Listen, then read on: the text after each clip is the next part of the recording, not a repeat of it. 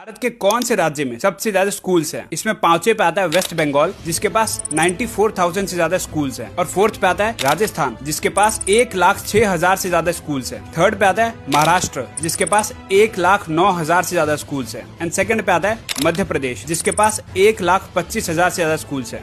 And इस list को top किया है उत्तर प्रदेश ने, जिसके पास सबसे ज्यादा 2,58,000 से भी ज्यादा स्कूल्स हैं। आप बताइए कि आपके स्टेट या यूनियन टेरिटरी में कितने स्कूल्स हैं? ये है सिंधु नदी, जो तिब्बत से निकल के पाकिस्तान वाले एरिया से अरब सी में गिरती है। ये यहाँ से झेलम नदी निकलती है, यहाँ से चेनाब नदी निकलती है, और ये दोनों आपस में मिल जाती हैं। और फिर ये निकलती है यहाँ से रावी नदी, और ये जो आप देख रहे हैं यहाँ से निकलती है ब्यास नदी, और सतलुज जो है वो यहाँ से निकलती है, और ये साइड से यहाँ से आती है सरस्वती नदी। तो ये टोटल मिलकर 7 नदियां हैं। क्योंकि यहाँ पे 7 नदियां हैं और सिंधु को मेन नदी माना गया, तो इस एरिया को सप्त सिंधु कहा जाने लगा। यहाँ पे एक ट्राइब रहती थी, ट्राइब का नाम था भारता, और इस भारता ट्राइब के जो राजा थे वो थे राजा सुदास थे। उनके साथ दिक्कत ये थी कि वो एस को एच की तरह बोलते थे, इसलिए पूरे मिडिल ईस्ट में सप्त सिंधु जो था वो हप्त हिंदू बोला जाने लगा। आगे चल के जो हप्त हिंदू है, हिंदू नाम से ज्यादा फेमस होने लगा, और इसी हिंदू से कई लोगों ने हिंदुस्तान भी बोला। अब इसके कुछ टाइम बाद ये जो वर्ड है हिंदू, ग्रीक ने इसको यूज किया। अब ग्रीक के साथ दिक्कत ये थी कि वो एच बोल ही नहीं पाते थे, और उनके अल्फाबेट्स में प्रॉपर यू तक नहीं था, इसलिए हिंदू जो नाम था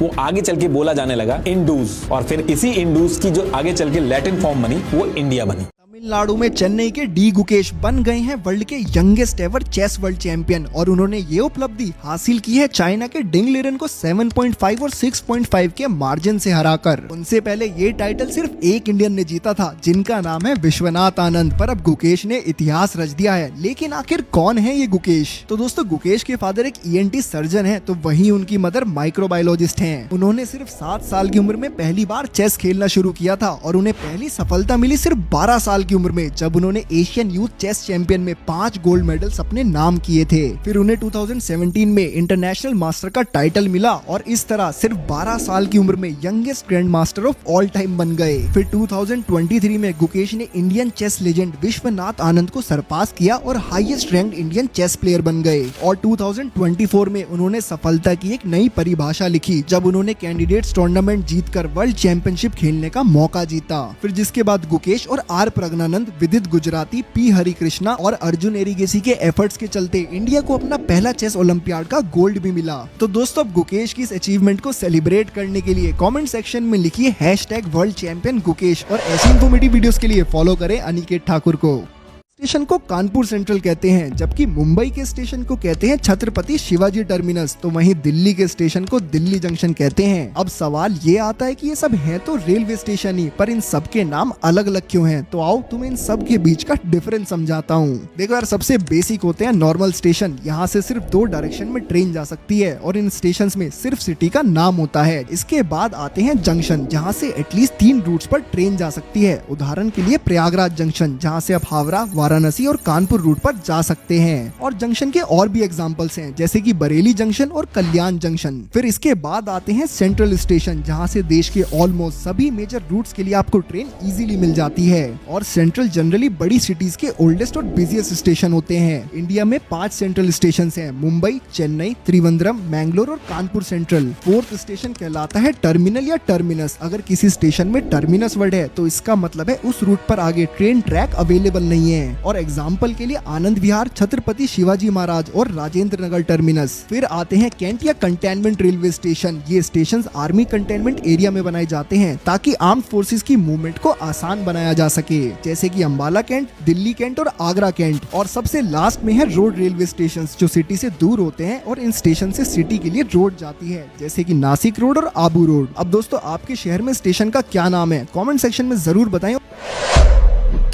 इनके किसी डब्बे में A1 लिखा है तो किसी में HA1, किसी में B1 लिखा है तो किसी में C1। लेकिन आखिर इन सारे कोड्स का मतलब क्या होता है? अब देखो, ट्रेन में सबसे बेसिक कोच होता है जनरल कोच, जिसे GN से रिप्रेजेंट करते हैं, और इसमें आप विदाउट रिजर्वेशन सिर्फ जनरल टिकट लेकर भी ट्रेवल कर सकते हैं। जनरल से ऊपर होती है सेकंड सीटिंग, जिसे D से रिप्रेजेंट करते हैं, यानी इनका नंबर होगा D1, D2, D3। और ये नॉन AC सीटिंग वाले कोचेज होते हैं, जिनमें रिजर्वेशन करा के भी आप ट्रेवल कर सकते हैं। सेकंड सीटिंग से ऊपर होती है है चेयर कार क्लास, जो एसी सीटिंग वाला कोच होता है। इसे रिप्रेजेंट करते हैं सी से, जैसे कि C1, C2, C3। फिर आती है EC यानी एग्जीक्यूटिव चेयर कार, जो लग्जरियस सिटिंग क्लास होती है और जिसके नंबर होते हैं E1, E2 एक्सेट्रा। और अब बारी आती है स्लीपर क्लासेस की, जिनमें सबसे बेसिक है नॉन एसी स्लीपर और इसे रिप्रेजेंट करते हैं S1, S2, S3 से। फिर इससे ऊपर आती है थर्ड एसी इकोनॉमी क्लास, जिसे रिप्रेजेंट करते हैं M1, M2, M3 से। दोस्तों इसी तरह के कोचेस गरीब रथ ट्रेन में भी होते हैं, लेकिन उनका कोड होता है G1, G2, G3। इसके बाद आती है थर्ड एसी, जिसे रिप्रेजेंट करते हैं B1, B2, B3 से। तो वहीं सेकंड एसी को रिप्रेजेंट करते हैं A1, A2, A3 से। दोस्तों अब बारी आती है रेलवेज की टॉप क्लास यानी फर्स्ट एसी की, जिसे रिप्रेजेंट करते हैं HA1, HA2 से। और इसमें तो ट्रेवल के लिए आपको प्राइवेट कैबिन तक मिलता है। दोस्तों आप लोगों ने लास्ट टाइम किस क्लास में ट्रेवल किया था, कमेंट सेक्शन में जरूर बताएं और ऐसी इन्फॉर्मेटिव वीडियोस के लिए फॉलो करें अनिकेत ठाकुर को। उत्तर प्रदेश में सिर्फ भोजपुरी ही नहीं बोली जाती, बल्कि यहाँ बहुत सारी लैंग्वेजेस और डायलेक्ट्स बोले जाते हैं। अब जैसे कि भोजपुरी सिर्फ ईस्टर्न उत्तर प्रदेश के इन्हीं डिस्ट्रिक्ट्स में बोली जाती है, जिसमें बलिया, देवरिया, मिर्जापुर, वाराणसी, जौनपुर, आजमगढ़, गोरखपुर और सिद्धार्थनगर जैसे डिस्ट्रिक्ट शामिल हैं। लेकिन भोजपुरी के अलावा भी उत्तर प्रदेश में 5 मेजर लैंग्वेजेस हैं। जैसे सेंट्रल यूपी के डिस्ट्रिक्ट्स में अवधी लैंग्वेज बोली जाती है। इसमें लखीमपुर खेरी, श्रावस्ती, गोंडा, सीतापुर, अयोध्या, लखनऊ, उन्नाव, रायबरेली, फतेहपुर, सुल्तानगढ़ और प्रयागराज जैसे डिस्ट्रिक्ट्स का नाम शामिल है। वहीं दूसरी तरफ इस हिस्से में कन्नौजी लैंग्वेज का भी इस्तेमाल किया जाता है। कन्नौजी का यूज करने वाले मेजर डिस्ट्रिक्ट्स हैं कानपुर, हरदोई, पीलीभीत, कासगंज, इटावा, कन्नौज और औरैया। फिर आती है हमारी बुंदेली लैंग्वेज, जिसे सदर्न उत्तर प्रदेश में यूज किया जाता है। इस लैंग्वेज को बोलने वाले मेजर डिस्ट्रिक्ट्स हैं जलौन, हमीरपुर, बांदा, चित्रकूट, झांसी, महोबा और ललितपुर। साथ ही मथुरा, आगरा, अलीगढ़, हाथरस, फिरोजाबाद और मैनपुरी में ब्रज भाषा का यूज प्रोमिनेंटली किया जाता है। और लास्ट में आता है हमारा वेस्टर्न यूपी का ये रीजन, जहाँ पर खड़ी बोली बोली जाती है। इसमें सहारनपुर, बिजनौर, मुजफ्फरनगर, मेरठ, बागपत, बरेली, संभल, गौतम बुद्ध नगर और बदौन जैसे डिस्ट्रिक्ट्स आते हैं। अब दोस्तों आपके डिस्ट्रिक्ट में कौन सी लैंग्वेज और डायलेक्ट्स बोले जाते हैं, कमेंट सेक्शन में जरूर बताएं और ऐसी इन्फॉर्मेटिव वीडियोस के लिए फॉलो करें अनिकेत ठाकुर को।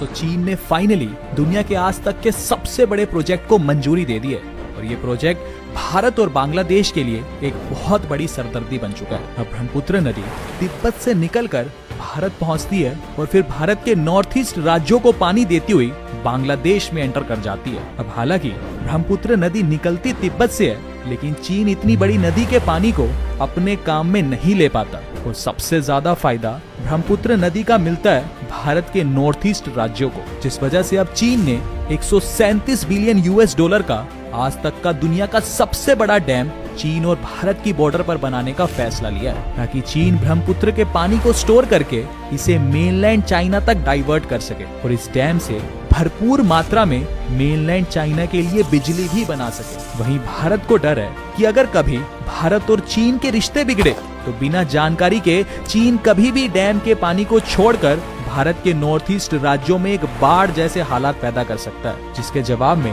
भारत ने भी अपने डैम बनाने के प्रोसेस को तेज कर दिया है। ये डैम भारत का दूसरा सबसे बड़ा डैम होगा भाखरा नंगल डैम के बाद, ताकि चीन के डैम को भारत काउंटर कर सके।